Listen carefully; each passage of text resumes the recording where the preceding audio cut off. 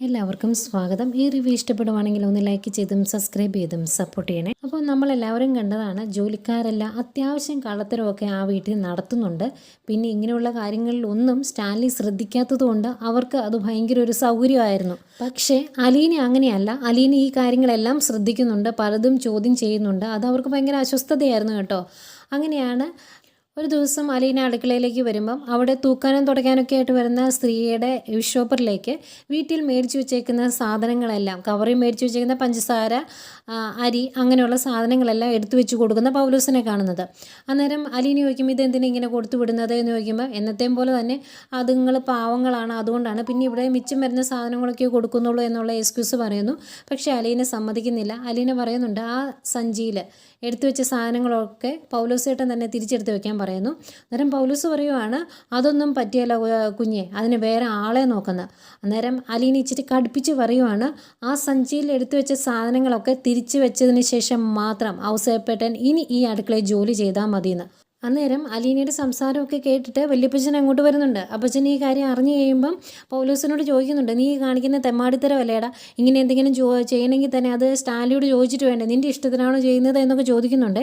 പക്ഷേ പൗലോസിന് അതങ്ങ് ഇഷ്ടപ്പെടുന്നില്ല. കാരണം വർഷങ്ങളായി ഇങ്ങനെ കള്ളത്തരം ചെയ്തുകൊണ്ടിരുന്ന ഒരാളെ പെട്ടെന്നൊരു സുപ്രഭാതത്തിൽ ഒരാൾ ചോദ്യം ചെയ്യാൻ വന്നാൽ ഇഷ്ടപ്പെടുകയല്ലോ. അതുകൊണ്ട് തന്നെ പൗലോസ് നേരെ സ്റ്റാൻലിയുടെ അടുത്തേക്ക് ചെല്ലുന്നു. എന്നിട്ട് സ്റ്റാൻലിയോട് പറയുന്നുണ്ട്, അലീന അടുക്കളയിൽ വന്ന് ബഹളം വയ്ക്കുവാണ്, അവനെ ജോലി ചെയ്യാൻ സമ്മതിക്കുന്നില്ല, എല്ലാത്തിലും ഇടപെടുവാണ് എന്നൊക്കെ പറയുന്നു. സ്റ്റാൻലി നേരെ അടുക്കളയിലേക്ക് വരുന്നു. എന്നിട്ട് സ്റ്റാൻലി അലീനയാട്ടോ വഴക്ക് പറയുന്നത്.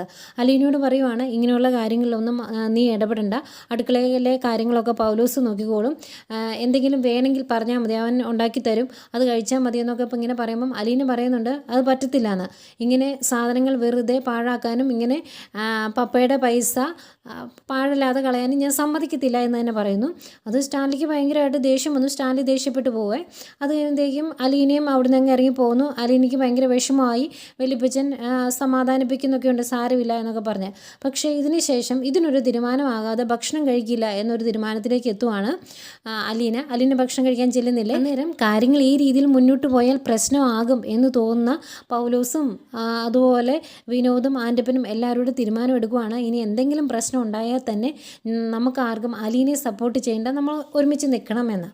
പക്ഷേ സ്റ്റാൻലിക്ക് ഈ കാണിക്കുന്ന ചാട്ടം മാത്രമേ ഉള്ളല്ലോ. അലീനയ്ക്ക് വിഷമമായി കഴിഞ്ഞാൽ സ്റ്റാൻലിക്കും വിഷമമാണ്. അലീന ഭക്ഷണം കഴിക്കുന്നില്ല എന്നറിയുമ്പോൾ സ്റ്റാൻലിക്ക് വിഷമം. സ്റ്റാൻലി അലീനയോട് വന്ന് സംസാരിക്കുന്നു. അന്നേരം അലീന പറയുന്നുണ്ട്, ഒരുപാട് പാഴ്ചെലവുകൾ ഈ വീട്ടിലുണ്ട് എന്ന്. അന്നേരം സ്റ്റാൻലി പറയുവാണ്, ഇവിടെ അങ്ങനെ പാഴ്ചെലവ് നടത്തിയാലും നമുക്ക് ബുദ്ധിമുട്ടൊന്നും വരത്തില്ല, അതിന് മാത്രമുള്ളത് ഞാൻ ഉണ്ടാക്കി വെച്ചിട്ടുണ്ട്, ഒരു പ്രശ്നവും വരികയില്ല, പിന്നെ അവിടുന്ന് എന്തെങ്കിലും മിച്ചം പിടിച്ചിട്ട് ജീവിക്കേണ്ട ഒരവസ്ഥ നമുക്കില്ല എന്നൊക്കെ പറയുമ്പം അലീന പറയുന്നുണ്ട്, പപ്പ ഇവിടുത്തെ മേശയിൽ വില കൂടിയ ഭക്ഷണങ്ങൾ ഉണ്ടാക്കി വെച്ച് അത് പാഴാക്കി കളയുമ്പം 23 വർഷക്കാലം പപ്പയുടെ മകള് ഒരു ഓർഫനേജിൽ ഈ കളയുന്ന എച്ചിലെങ്കിലും കിട്ടിയായിരുന്നെങ്കിൽ വിശപ്പടക്കാൻ എന്ന് കരുതി ജീവിച്ചിട്ടുണ്ട്, അതൊന്നും എനിക്ക് മറക്കാൻ പറ്റില്ല എന്ന് പറയുന്നതേക്കും സ്റ്റാൻലിക്കത് സഹിക്കാൻ പറ്റുന്നില്ല. സ്റ്റാൻലി ആർഭാടം കാണിച്ചപ്പോൾ മകൾ അവിടെ പട്ടിണി കിടക്കുമായിരുന്നു, എച്ചിലെങ്കിലും കിട്ടിയായിരുന്നെങ്കിൽ എന്ന് ചിന്തിച്ച ദിവസങ്ങളുണ്ട് എന്ന് പറഞ്ഞത് സ്റ്റാൻലിയെ വിഷമത്തിലാക്കുന്നു. അലീനയോട് ഭക്ഷണം കഴിക്കാൻ വരാൻ പറയുന്നുണ്ട്. അത് കഴിഞ്ഞ് കുഴപ്പമില്ല, സാരമില്ല എന്നൊക്കെ പറഞ്ഞ് അലീന ചെല്ലില്ല കേട്ടോ. പിന്നെ അലീനെ ആശ്വസിപ്പിച്ച് കൂടെ കൂട്ടിക്കൊണ്ട് പോകും.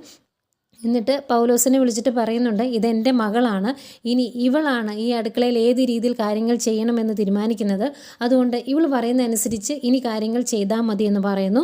പക്ഷേ പൗലോസിന് അത് ഇഷ്ടപ്പെടുന്നില്ലേ. അന്നേരം നമ്മുടെ വല്യപ്പച്ചൻ ചോദിക്കും, എന്താടാ പൗലോസ്, നിനക്ക് എന്തെങ്കിലും ബുദ്ധിമുട്ടുണ്ടോ, ഉണ്ടെങ്കിൽ ഇപ്പം പറയണം എന്ന് പറയുമ്പം എനിക്കൊന്ന് ആലോചിക്കണം എന്നാണ് പൗലോസ് പറയുന്നത്. അത് കഴിഞ്ഞ് പൗലോസ് ആൻ്റപ്പനോടൊക്കെ പറയുന്നുണ്ട്, അങ്ങനെ അവളുടെ അധികാരത്തിൻ്റെ കീഴിൽ ജോലി ചെയ്യാൻ എന്നെക്കൊണ്ട് പറ്റില്ല, അതുകൊണ്ട് ഞാൻ പോവുകയാണ്, എനിക്ക് വേറെ ജോലിയും കിട്ടുമെന്നൊക്കെ അവരോട് പറയും. എന്നിട്ട് സ്റ്റാൻലിയോട് പറയും, ഞാനൊന്ന് വീട്ടിൽ പോയിട്ട് വരാമെന്ന്. അങ്ങനെ പറഞ്ഞാണ് പൗലോസ് അവിടെ നിന്ന് പോകുന്നത്. പിന്നെ കുറച്ച് കാലത്തേക്ക് തിരിച്ചു വരുന്നൊന്നുമില്ല. പക്ഷേ അലീന ഇതിനപ്പുറം പ്രശ്നങ്ങൾ കൈകാര്യം ചെയ്തിട്ടുള്ളതുകൊണ്ട് അന്ന് തൊട്ട് അടുക്കളയിൽ ഭക്ഷണം ഉണ്ടാക്കുന്നതൊക്കെ അലീനയാണ്. സ്റ്റാൻലിയെ മൊത്തത്തിലൊന്ന് മാറ്റിയെടുക്കും കേട്ടോ അതിനുശേഷം അലീന.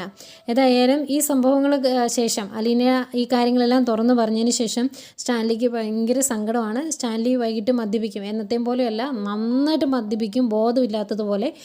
എന്നിട്ട് വല്യപ്പച്ചനോട് ഒരുപാട് സങ്കടങ്ങളൊക്കെ പറയുന്നുണ്ട്. ഞാൻ ഈ ലോകത്തിൻ്റെ ഒരു കോണിൽ ഇങ്ങനെ കഴിയുമ്പം എൻ്റെ മകൾ ആരുമില്ല എന്ന സങ്കടം മനസ്സിലൊതുക്കി ഭക്ഷണം കഴിക്കാൻ പോലും ഇല്ലാതെ 10-23 വർഷക്കാലം അനാഥാലയത്തിൽ ജീവിച്ചു. അവളുടെ കഷ്ടപ്പാടുകൾ അതൊക്കെ എനിക്ക് സഹിക്കാൻ പറ്റുന്നതിലും അപ്പുറമാണ് എന്ന് പറഞ്ഞ് നെഞ്ചത്തടിച്ച് കരയില്ലേ, അതുപോലെ സങ്കടപ്പെട്ട് കരയുന്ന സ്റ്റാൻലിയും കാണിക്കുന്നുണ്ട്. സ്റ്റാൻലി ഇതിനിടയ്ക്കും വല്യപ്പച്ചനെ കുറ്റപ്പെടുത്തുന്നു പറഞ്ഞിട്ടോ. സ്റ്റാൻലി പറയുന്നുണ്ട് എൻ്റെ മകൾ എൻ്റെ കൈവിട്ട് പോകാനുള്ള കാരണം നിങ്ങളൊക്കെ തന്നെയാണ് എന്ന്. വല്യപ്പച്ചൻ പറയും, എടാ കഴിഞ്ഞു പോയ കാര്യങ്ങളല്ലേ, ഇനി പറഞ്ഞിട്ട് കാര്യമില്ലോ, ഇനി അതിനെ വിഷമിപ്പിക്കാതെ നീ മുന്നോട്ട് കൊണ്ടുപോകണം കാര്യങ്ങൾ, അങ്ങനെയാണ് ചെയ്യേണ്ടത് എന്നൊക്കെ